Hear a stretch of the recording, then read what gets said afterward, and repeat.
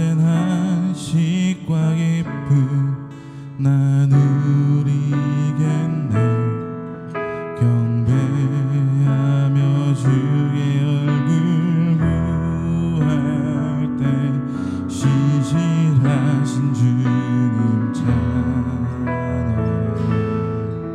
주님 보좌 앞에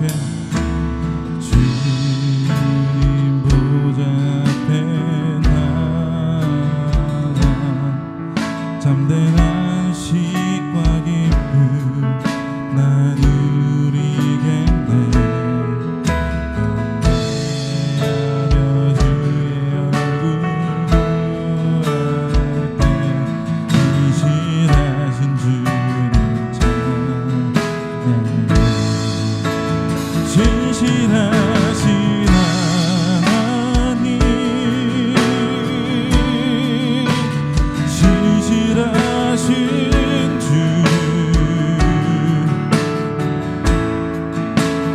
나의 주 하나님은 신실하신 주님.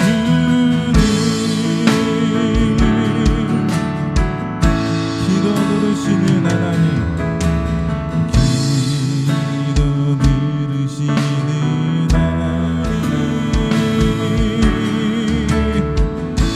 평화 내려주신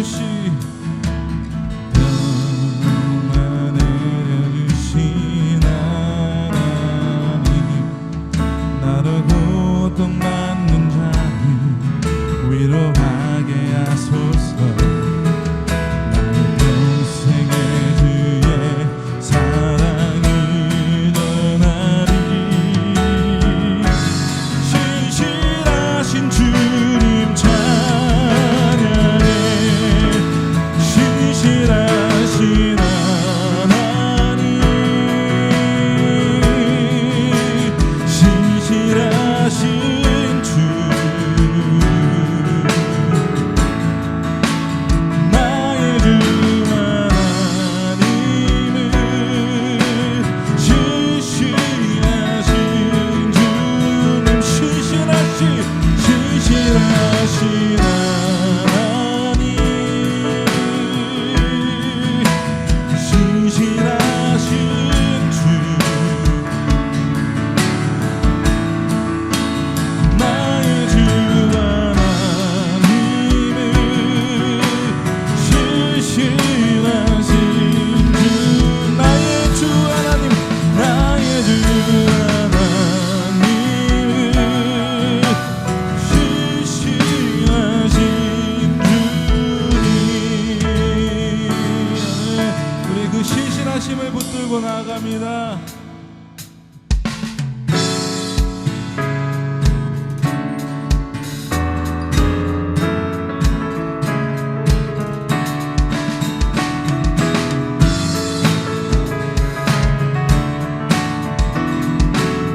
모든 속방에서 우리에게 자유를 허락하신 주님 앞에 나갑시다.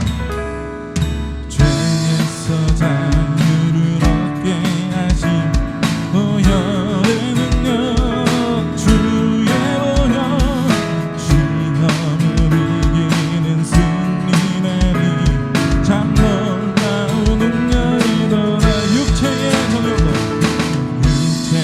정욕을 이기님이 보혈의 능력, 주의 보혈, 정결한 나 힘을 얻게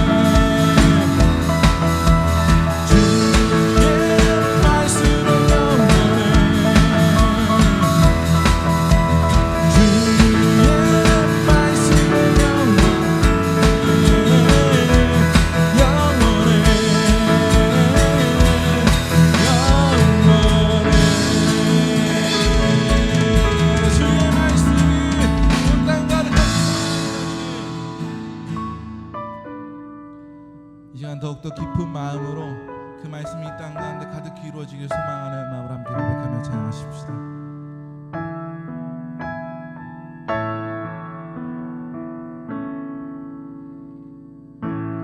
주의 도를 내게 알리소서.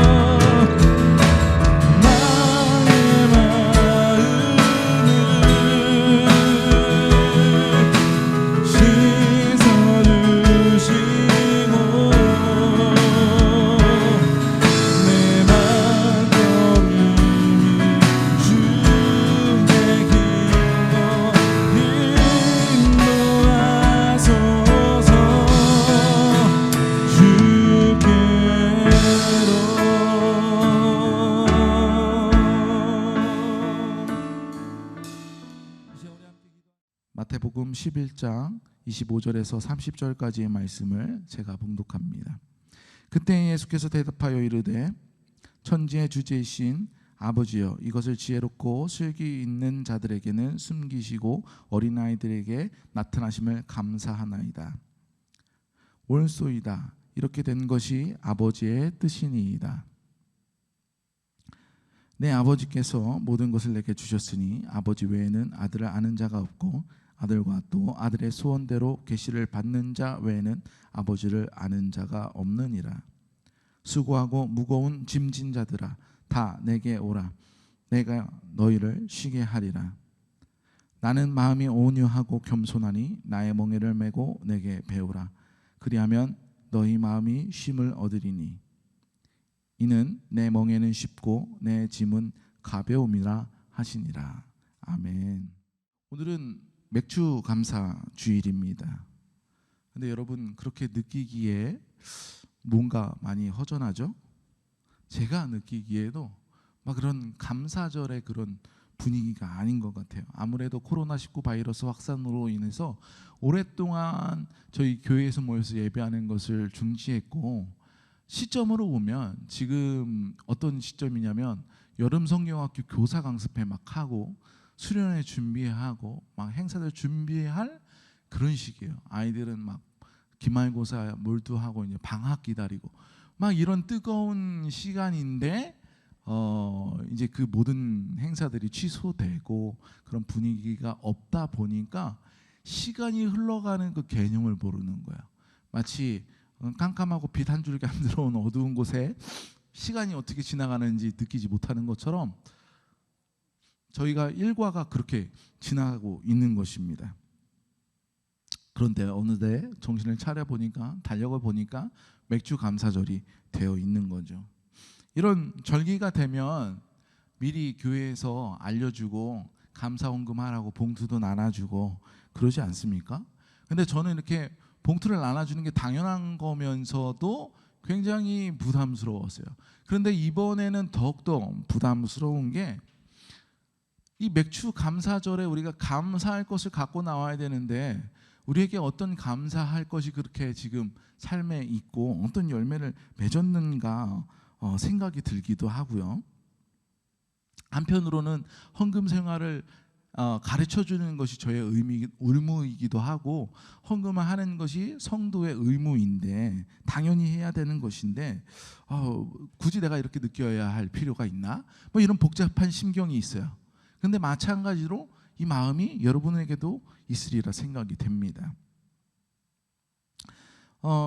우리가 이것저것 뭐 헌신해서 우리가 드려질 때에는 내 자발적인 마음에서 드려질 때는 전혀 문제가 안 되는데, 요즘과 같이 인식을 전혀 못하고 있었는데 때가 됐으니까, 감사절이니까 감사헌금을 해라 라고 했을 때 이걸 우리가 어떻게 받아들여야 하는가? 그냥 나는 교회에 속한 교인이기 때문에 그 절차에 맞춰서 기계적으로 하는 게 맞는가? 라는 의문을 던져볼 수 있다라는 것이죠. 이스라엘의 이야기로 한번 들어가 보겠습니다. 이스라엘은 원래 하나님의 백성이죠. 하나님의 말씀이, 이 율법이 곧 헌법이에요. 모든 국민들은 우리가 세금을 내지 않습니까? 그래야 이제 국민들이 사용하는 기반 시설들, 국방, 도로 정비, 뭐 보건, 공통적으로 누리게 되는 것들을 정비하고 이것들을 시행하는 공무원들도 먹여 살리고 뭐 이렇게 되는 거 아니겠어요? 이건 뭐 여러분들이 아파트 살아봤다면 다 아는 거 아니겠어요? 공동세대에 살면 공동전기나 아니면 건물을 관리하는 공동으로 들어가는 그 관리비를 우리가 내고 그걸 공통으로 누리잖아요. 근데 그걸 누리기 위해서는 우리가 그거에 대한 대가를 지불하는 거예요. 이스라엘에게 있어서 레위 지파가 그런 공무원 같은 사람들이죠. 이제 하나님의 말씀이 곧 헌법이니까 성전을 유지하고 지키고 그것을 강론하고 제사를 진행하는 그 예배 기반 시설의 모든 걸 관리하는 게 레위 지파였는데, 하나님께서 모든 지파들에게 땅을 분배하여서 나눠줄 때 레위 지파만 주지 않았습니다. 그럼 레위 지파는 일은 다 하는데 어떻게 먹고 살았을까요? 각 지파의 10분의 1을 걷어서 레위 지파가 받을 수 있게 하였어요. 또한 그럼 제사에 필요한 어떤 것들도 다 그곳에서 나올 수 있도록 하였죠. 이렇게 해서 세금과 같이 그렇게 내던 것이 11조의 하나의 기원이 됩니다. 물론 다른 기원도 있지만, 그런데 이스라엘이 시대가 바뀌었어요. 구약에서 신약으로 바뀌게 됐습니다. 물론 그 중간에 많은 포로기도 있었고 돌아왔던 다시 포로기를 경험하기도 뭐 여러 가지 변화가 있었지만, 크게 이제 구약에서 신약으로 넘어왔을 때 가장 큰 변화가 찾아왔죠. 이제 하나님의 백성으로 살아가던, 하나님의 주권 국가로 살아가던 백성들이 로마의 식민 지배를 받게 되는 거예요. 그러니까 이 유대인들은 하나님을 이제 왕으로, 율법을 법으로 섬기면서 동시에 로마 법도 지키게 돼요. 그렇다라는 것은 세금을 하나님에게도 내야 되고 이제 레위 지파에게 내던 그 관습대로 성전에 가서도 헌금을 해야 하고, 마찬가지로 로마가 정해준 세금도 내야 된다라는 것입니다. 이렇게 상황이 바뀌게 된 것을 볼 수 있어요. 상황이 바뀌면서 적용되는 법들이 조금씩 생겨나게 했어요. 로마 식민지는 막 그냥 일제강점기처럼 막 모든 법을 몰살시키고 그냥 막 개명도 시키고 막 이런 것처럼 하지 않고 그 지도자들을 구슬려서 하는 방법, 좀 유화 정책을 많이 썼습니다. 그래서 너희들의 법은 너희들이 지켜갈 수 있도록 자치권을 어느 정도 줬고 그 최고의 권한을 로마가 갖게 되는 뭐 그런 시스템을 운영이 되었는데, 유대인들에게 있어서는 양쪽에 모두 다 지불해야 되는 어떤 의무를 져주게 되는 그런 상황이 된 거죠. 그러니까 예전에 비해 이중으로 부과를 해야 되는 거예요. 어떻게 보면 로마에게 내는 것은 불이하게 더 맞는, 그렇게 내야 되는 것들도 많이 잡혀 있던 것을 볼 수 있는 것입니다. 그러면은 그 성전을 관리하던 레위인들은 어떻게 됐을까요? 그것도 많이 흐지부지 됐어요. 다른 사람들이 관리하기도 하고 그들의 종들이 관리하기도 하고 또 이들이 법이 바뀌면서 그들이 소유할 수 있는 땅이 생기기도 하고 장사를 또 하기도 하는 일이 있으면서 굳이 이렇게 11조를 내지 않아도, 헌금을 하지 않아도 그들이 먹고 살 길이 충분히 생겼다라는 말입니다. 뭐 이런 상황이 되었어요. 그 한 상황을 또 보면 어떤 상황이 있냐면, 예수님께서 성전에 처음 들어가셔서 하신 일이 뭐죠? 성전 안에서 장사하던 장사꾼들을 뒤집어 엎었잖아요. 장사꾼들을 뒤집어 엎으면서 어떻게 보면 그곳에 먼 길까지 와가지고 예배하는 사람들 도와주는 선한 기능을 갖고 있음에도 불구하고 그들을 뒤집어 엎으면서 하시는 말씀이 뭐냐면, 기도하는 집을 강도의 소굴로 만들었다라고 호통을 치시면서 뒤집어 엎었단 말이에요.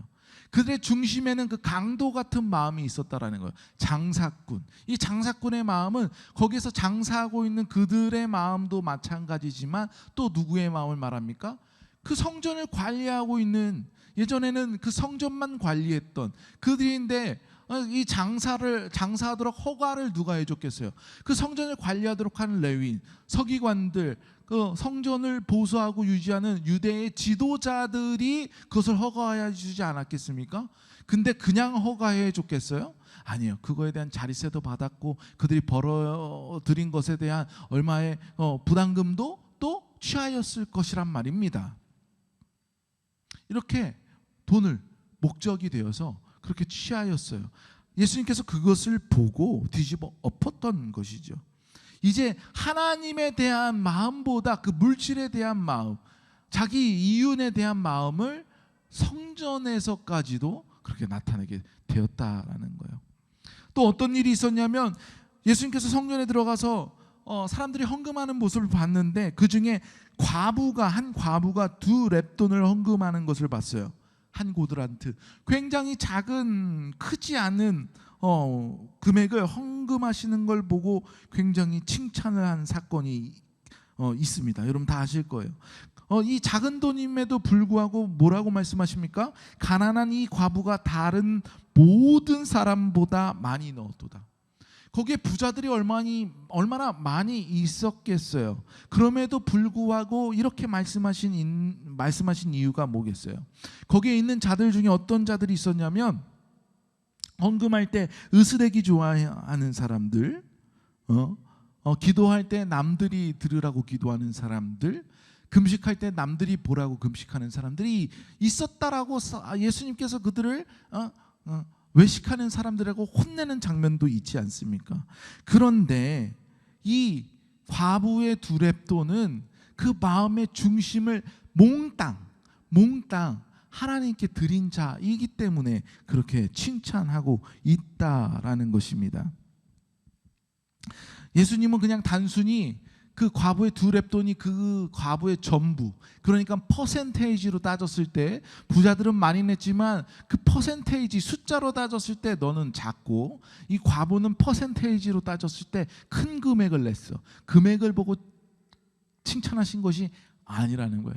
숫자적인 계산으로 칭찬하신 것이 아니라 그 마음의 중심을 보시고 칭찬하셨다라는 것입니다. 다시 말하면 서기관들과 같이 가식으로 하나님을 사랑하는 척하는 자가 아니라 그 중심에서 하나님을 사랑하시는 그 마음을 보았다라는 것이죠. 성경에 보면 예수님을 대하는 두 가지 부류의 사람들이 있죠. 어떻게 사람들이 반응하느냐를 보면 성경에 보면 예수님을 긍정적으로 받아들이는 사람들의 부류가 있고 그렇지 않고 배척하는 부류가 있는 것을 볼 수 있어요. 그런데 예수님을 받아들이는 사람들의 대부분의 모습을 보면 어떤 사람들입니까?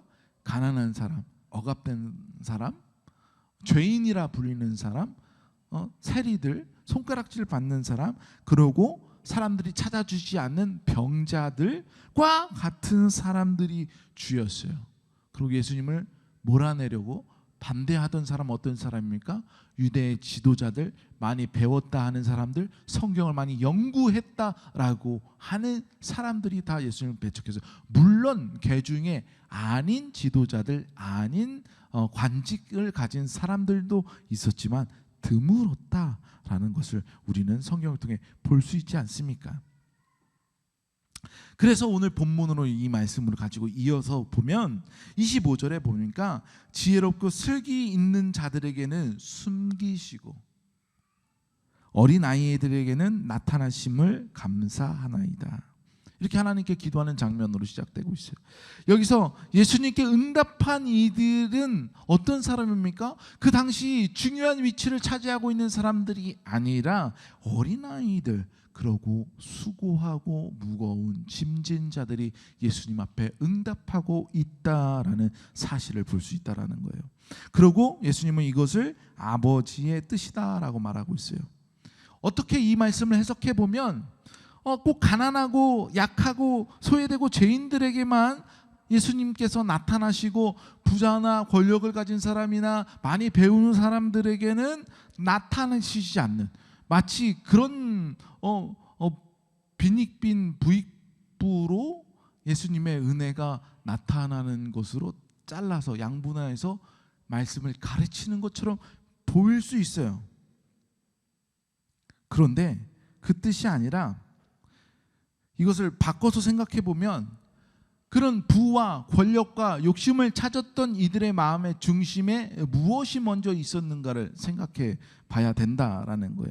세상의 욕심이 하나님을 갈급함보다 더 컸던 이들은 예수님을 보지 못했다라는 거예요. 세상의 권력을 갖고 부를 가지고 있었어도 그 세상의 욕심보다 하나님을 만나고자 하는 갈급함이 더 강했던 사람은 예수님을 만났어요. 가난한 사람들, 세상을 의지할 수 없던 사람들은 오로지 하나님만 기댔던 사람들이었기 때문에 그들에게 더욱더 하나님을 만날 기회가 있었다라는 것이죠. 그런데 이렇게 우리가 하나님의 부르심에 응답하여 나갈 때에 내가 그럴 만한 내가 조건이 됐기 때문에, 내가 그럴 조건을 갖췄기 때문에 그렇게 응답하여 나갔는가에 대한 것을 생각해 볼 수 있어요. 내가 가진 것이 없고 내가 가난하기 때문에 의지할 게 없으니까 어쩔 수 없이 나도 선택할 수가 없어서 하나님 앞에 나가게 된 건 아닌가? 라고 생각할 수 있는데, 생각해 볼 것은 내가 그것을 선택할 수 있는 그 선택권이 나에게 있느냐라는 거예요. 그 조건이 내가 선택할 수 있는 조건이냐라는 거예요. 무슨 말이냐면 주님께서 먼저 우리를 초청해 주시지 않았다면 우리는 그것을 선택할 수조차 없었다라는 것이죠. 우리 예를 들어서 이렇게 얘기하는 거, 왕이 초대장을 보내려고 해요. 잔치의 초대장을. 그래서 그것을 누구에게 시켰냐면 귀한 잔치 자리니까 신하들에게 시키지 않고 사랑하는 내 아들에게 이 초청장을 돌리게 했습니다.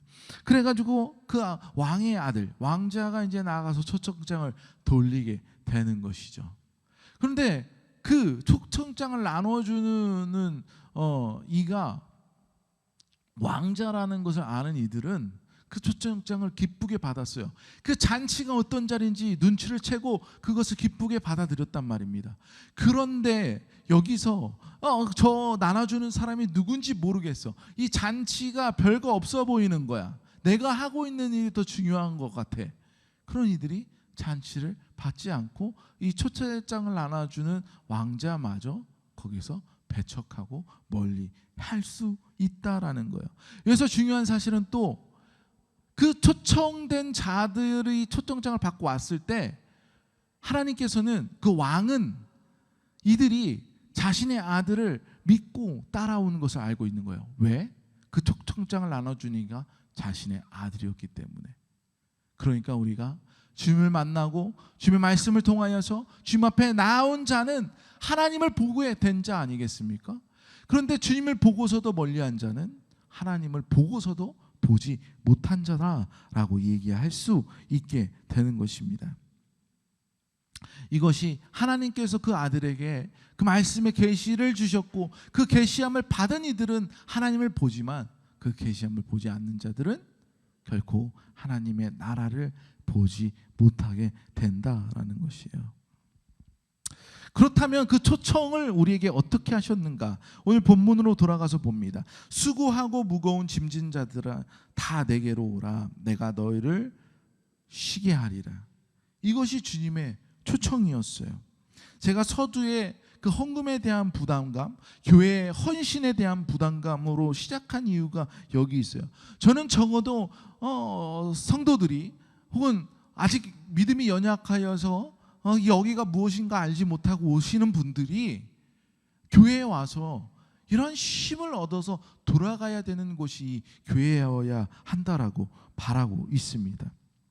세상에 물질적으로 또 힘들었는데 교회에 와서 또 물질적인 것 때문에 시험에 든다면, 세상에서 관계 때문에 힘들어서 교회를 찾아왔는데 교회에 와서 또 그 관계 때문에 무너진다면 얼마나 안타깝겠어요. 주님께서 원하시는 그 교회의 모습이 아니라는 말입니다. 물론 그런 물질, 헌신에 대한 부분뿐만 아니라 이 작은 교회에서는 어떤 문제가 있어요? 그 자리 하나 채우는 거에 대한 부담도 있어요. 내가 이 자리에 있으면 나에게 이목이 주목되고 내가 빠지면 나의 빈자리가 주목되고, 이런 부담 때문에 작은 교회 안 가려고 하시는 분들도 많이 있지 않습니까? 반대로 말하면 왜 사람들이 큰 교회를 선호하겠어요? 그럼 부담 없는 신앙생활을 하고 싶은 거예요. 내가 있든 없든 부담이 안 되고, 내가 뭘 하든 안 하든 교회에 영향이 없어서 나의 존재에 대해서 사람들이 몰랐으면 그냥 편안하게 신앙생활을 했으면 하는 마음으로 그렇게 큰 교회를 찾아가는 사람들이 있다라는 거예요. 다 그런 건 아니겠지만 어쩌다 보니까 그 교회가 크게 됐고 어쩌다 보니까 부흥됐다라고 이야기할 수 있지 않습니까? 그런 상황이 실제로 많고요. 그런 의미에서 이 교회에 계신 여러분들 정말로 대단한 사람들이 아닐까 생각이 됩니다. 작은 교회는 어쩔 수 없이 티가 나요. 그래서 혹 이 영상을 보시는 분들 중에 이 예배에 참석하고 계시는 분들 중에 우리 교회가 작다라고 생각하시는 분들은 그런 티를 더 내지 않도록 더 나눠주기를, 더 부담 없이 대해주기를 노력하시기를 부탁을 드리겠습니다. 그런데 이렇게 편히 쉬라고, 내게 와서 다 내려놓고 쉬라고 말씀하시는데 29절 말씀을 보니까 멍해라는 단어가 나옵니다. 여러분, 이 멍해라는 단어가 현대 사회를 살아가고 있는 사람들에게는 익숙한 단어가 아닌데, 멍해는 무거운 짐을 나르기 위해서 거치해주는 기구예요. 씌워주는 거죠. 잡아주는 거예요. 짐을 잘 끌기 위해서 설치하는 것이지만 그 멍해 자체가 그냥 짐이라는 거죠. 이 멍해의 의미를 좀 생각해 보면 순종과 동시에 책임을 받아들이는 것을 상징하는 거 아니겠습니까? 랍비들은 유대 지도자들은 율법의 멍해에 대해서 이야기했고, 사람들에게는 세상의 짐과 더불어 그 율법의 멍해를 동시에 지게 되었던 거예요. 그런데 예수님께서는 분명 이 멍해를 또 지라고 하셨는데, 예수님이 말씀하시는 멍해는 어떤 멍해인가? 30절 말씀해 보니까 쉽고 가볍다라고 말씀하고 있어요. 이것이 바로 예수님이 말씀하시는 멍해와 세상의 멍해와 큰 차이 아니겠습니까? 세상의 멍해는 자발적이지 않고 강제적인 것이었다면 주님의 멍해는 자발적이며 또 헌신적인 것이 되어야 한다라는 거예요. 여기서 우리는 대환장의 파티 속으로 들어갈 수 있어요. 이 뭔 소리야? 와서 쉬라는 거야? 말라는 거야? 멍해를 지라는 거야? 말라는 거야? 복잡할 수 있어요. 그런데 여기서 예수님이 말씀하시는 멍에에 대해서 조금 이해를 해보자면 그렇게 어려운 일이 아니에요. 왜냐하면 멍에는 지긴 지는 건데 가볍다라고 말씀하시잖아요. 그런데 마태복음 5장에 보니까 또 희한하게 예수님께서 부르심에 대한 이야기가 있는데 그 부르심의 내용이 결코 가볍지가 않아요, 여러분. 마태복음 5장 11절 12절에 보니까 나로 말미암아 너희를 욕하고 박해하고 거짓으로 너희를 거슬러 모든 악한 말을 할 때 너희에게 복이 있나니. 그 핍박을 당할 때 복이 있다고요. 너희는 이럴 때 어떻게 해야 돼? 기뻐하고 즐거워하라. 하늘에서 너희의 상이 큼이라. 너희 전에 있던 선지자들도 이와 같이 박해하였느냐. 옛날 선지자들처럼 너희도 그냥 어려워도 감내하라고. 여러분 이거 쉽습니까? 어렵습니까? 어려운 거 맞아요. 마태복음 5장 또 계속해서 봅니다. 13절에서 16절의 말씀은 어떤 내용이냐면 세상의 빛과 소금이 되라는 거예요. 여러분 세상의 빛과 소금이 되기 위해서 우리가 살아가는데 그렇게 하기 위해서 우리가 쉬운 길을 갑니까? 그렇지 않아요. 어려운 길을 가야 되는 걸 우리는 너무 잘 알고 있어요. 계속해서 17절에서 20절의 말씀은 뭐냐면 예수님이 이제 사람들한테 내가 이제 율법의 완성이니까 나를 따르라고 말씀하시면서 얘기하잖아요. 그런데 예수님이 여기서 뭐라고 말씀하시냐면 너희가 내가 율법을 폐하러 온 줄로 생각하지 말고 율법을 잘 지키라고 말씀하세요. 그러면서 20절에 뭐라고 말씀하시냐면 내가 너희에게 이르노니 너희 의가 서기관과 바리새인보다 더 낫지 못하면 결코 천국에 들어가지 못하리라. 그래서 서기관과 바리새인 이 사람들은 경제적으로 어느 정도 넉넉하고 많이 배웠고 그러니까 삶의 여유가 있어서 가식적으로라도 의무적으로라도 그 사람들의 체면상으로라도 율법을 지키는 사람들이에요. 그런데 가난한 사람들, 삶의 무게에 허덕이는 사람들은 그럴 여유조차가 되지 않아서 어길 수밖에 없던 율법들이 많이 있었단 말입니다. 그런데 너희가 이 서기관들과 바리새인들만큼도 못하면 안 된다라는 거예요. 예수님의 기준은 왜 이렇게 높은 거야? 이 말씀들을 보니까 주님의 부르심이 결코 그렇게 가볍지 않다라는 걸 볼 수 있어요. 여기까지 얘기하니까 더 혼란스럽죠. 예수님 멍에를 그러니까 쥐라는 겁니까 말라는 거예요. 예수님이 그 주신 짐과 멍에는 가벼운 거예요, 무거운 거예요? 복잡하지 않습니까? 헷갈리지 않습니까? 근데 여기서 가장 중요한 건 그 멍에를 쥐어주는 분의 부르심을 하고 있는 그 부르심의 주인의 성격을 봐야 될 필요가 있어요.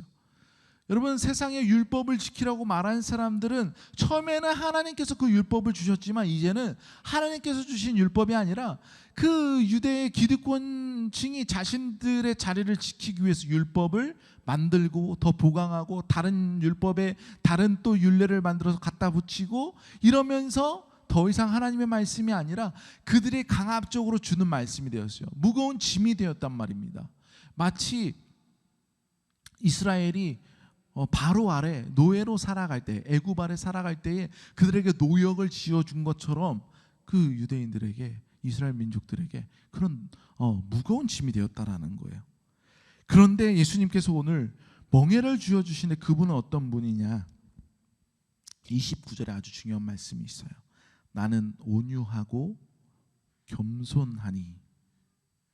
이 부르시는 분이 이것을 내게 와서 이 멍에를 쥐고 따르는데 이것을 나에게 배우라라고 말씀하고 있죠.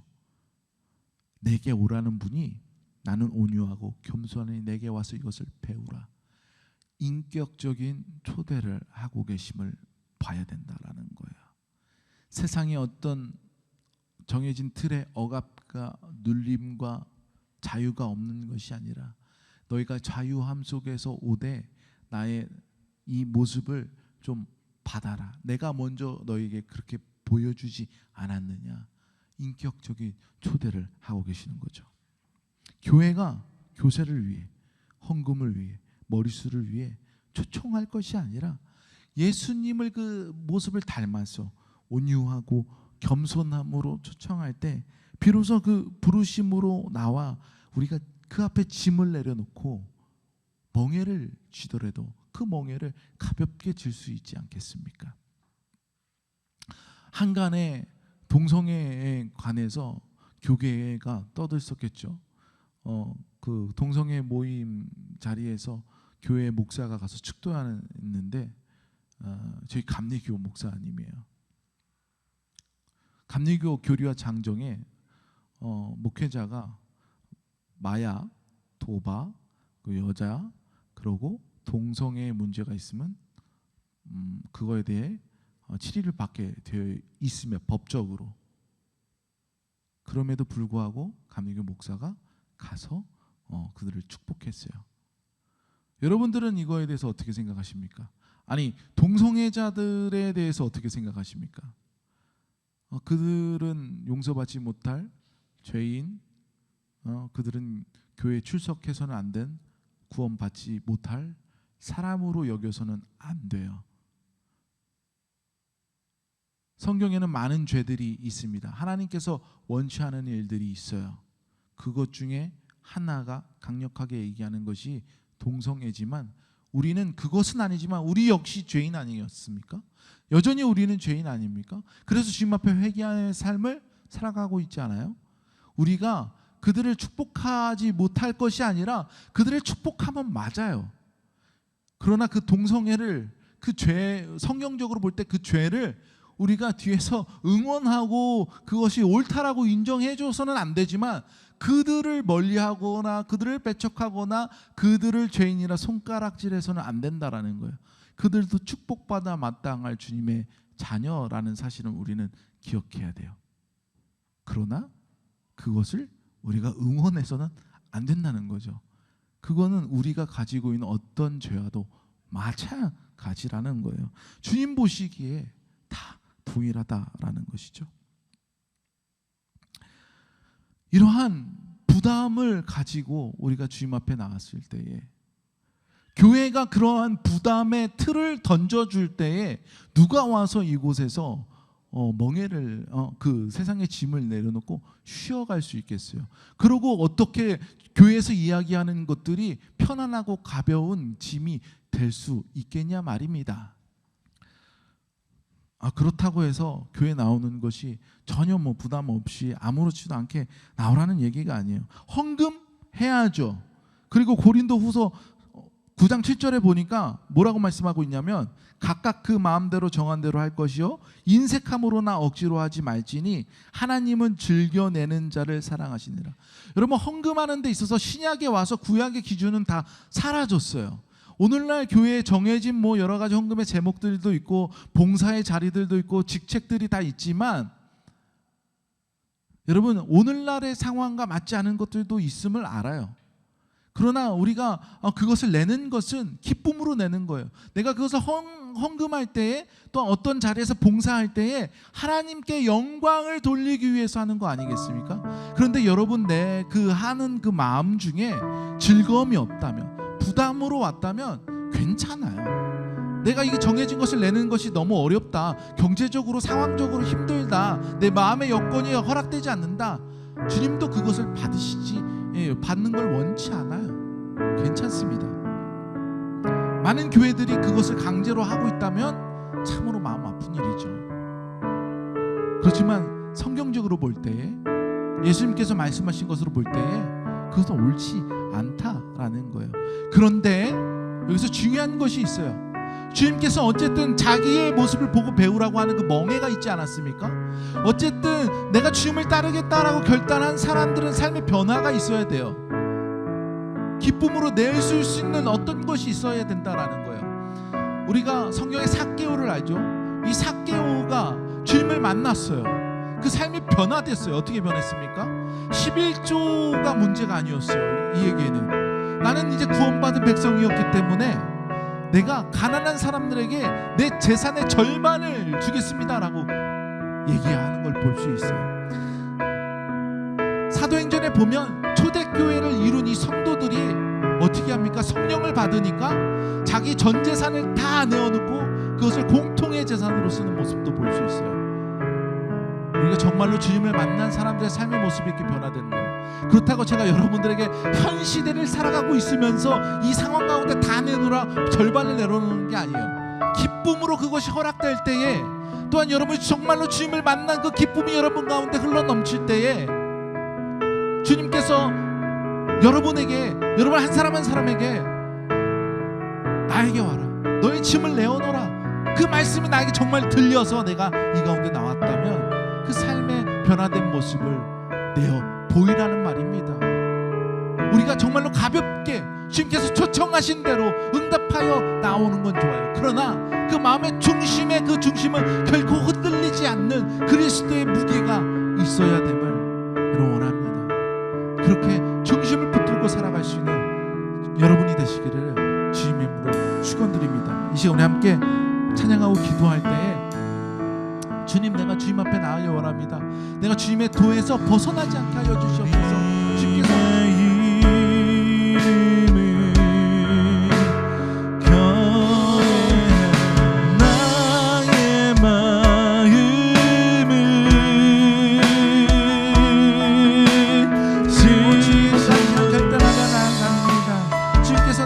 주시는 그 은혜를 내가 알게 하여 주시고